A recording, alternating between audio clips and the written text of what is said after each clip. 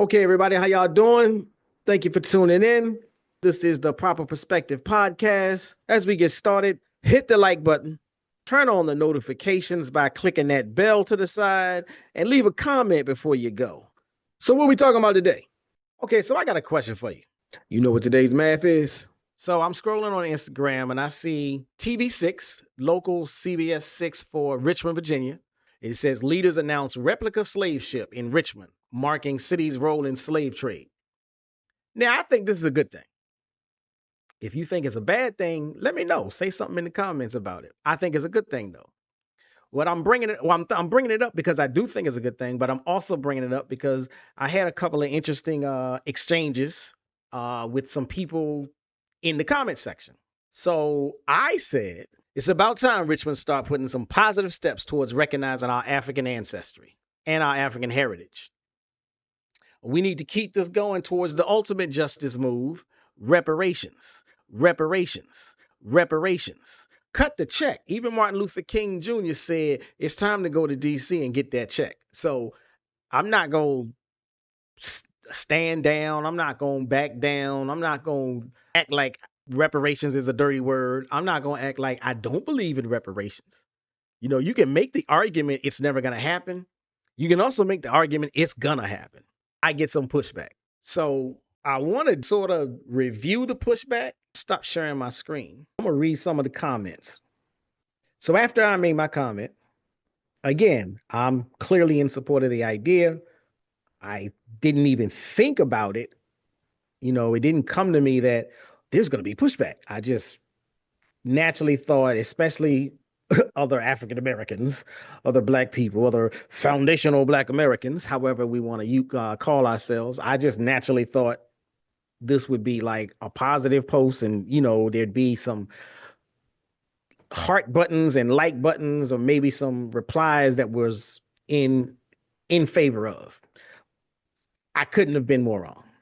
So I had someone say, how does the replica honor our ancestors, and how does it help in the movement for justice reform? So that's one question that a person had. I'm not saying that those are bad questions, but I'm saying it's very interesting to me that when people make announcements, hey, we're going to do this, there's always some group of naysayers or dissenters, and they always pop up, and no matter what, hey, we're going to go left, there's always some group of naysayers saying, you know, you're supposed to be going right. I don't know why you would think it was ever a good idea to go left. You know, had you said, we're going to go right, there'd be some other group of trolls popping up. You know, right, I don't know what makes you think you should be going right. You should always be going left. So in that regard, I'm like, okay, here we go again. Shabazz, break it down with the proper perspective. The proper perspective. So much controversy and a lot of deception. You don't know who's coming through with the light and reflection, and whose mouth is mumbling, trick knowledge deceptive. Shabazz, break it down with the proper perspective. So much controversy and a lot of deception. You don't know who's coming through with the light and reflection, and whose mouth is mumbling, trick knowledge deceptive. Shabazz, break it down with the proper perspective. Shabazz, break it down with the... It is the internet, and there's always a reason to argue. But aside from that, why in the world would honoring your ancestors, honoring your past, honoring your heritage be something that you look down on? Now, again, if you're a person who believes we didn't get over here on no slave ships, that's a lie, I could at least understand. I could then at least understand why you disagree with building the replica. And I'm not saying that the person who responded to me does or does not believe that. I don't know. I'm making this argument just in general as a reflection. But I'm like, if you don't believe in the whole conspiracy theory thing and disconnecting yourself from your roots, why in the world would honoring your ancestors, honoring your past, honoring your heritage be something that you look down on? So what I said was, read my comments very carefully, please. How does the replica of a slave ship honor our ancestors?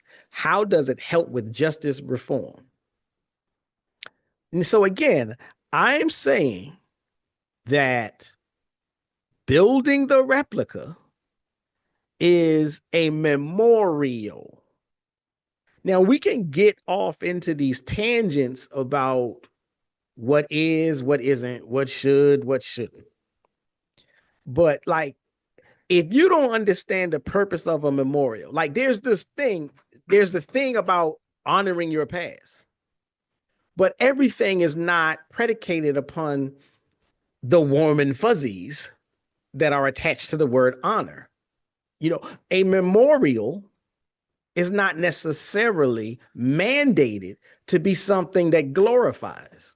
They got war memorials. They're not glorifying war. They're not glorifying death.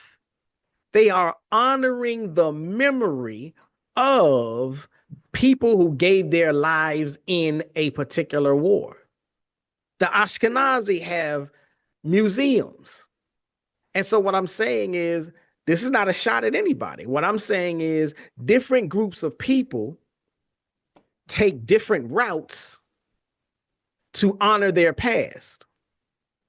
So again, for instance, Christians use the symbol of death and torment and torture to honor their deity. Veterans use aspects and elements of the war that they fought in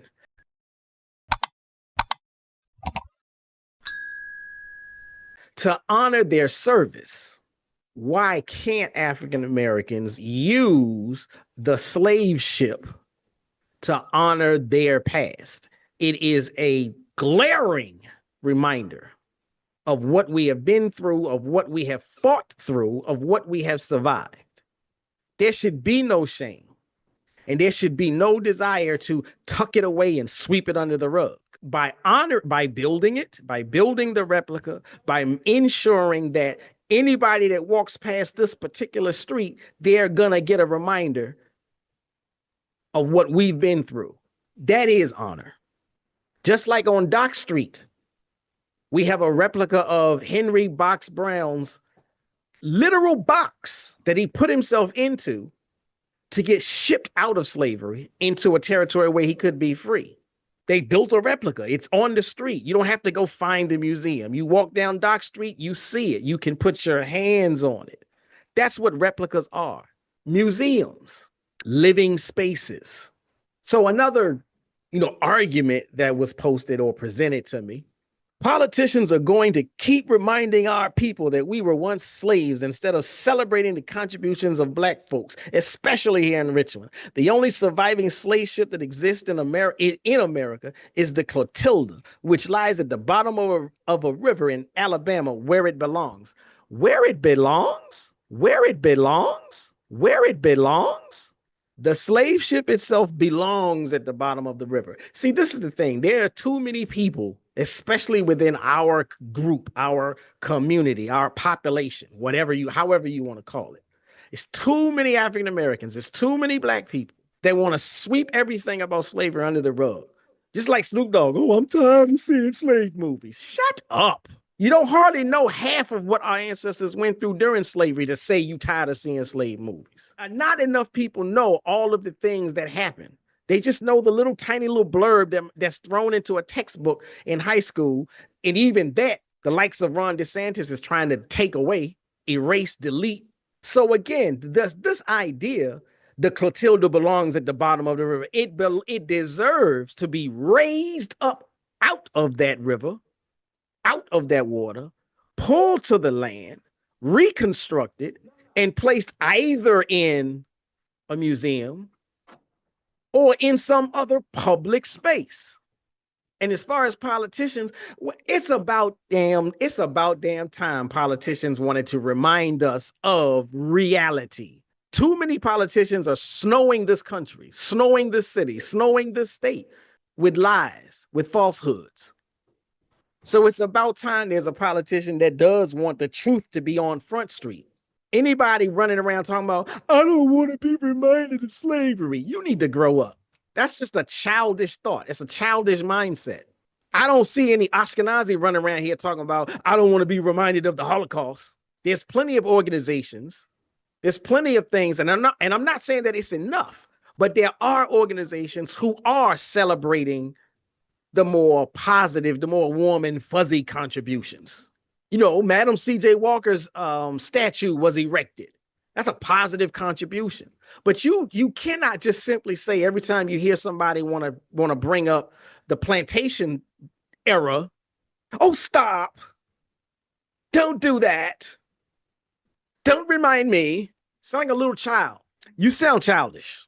That's all there is to it.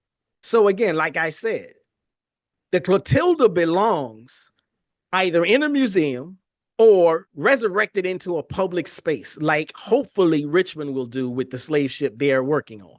There are other cities that have already done this or something similar to this. So for that, I would say politicians aren't the only ones that need to keep reminding people in general and our people in particular of what we've been through.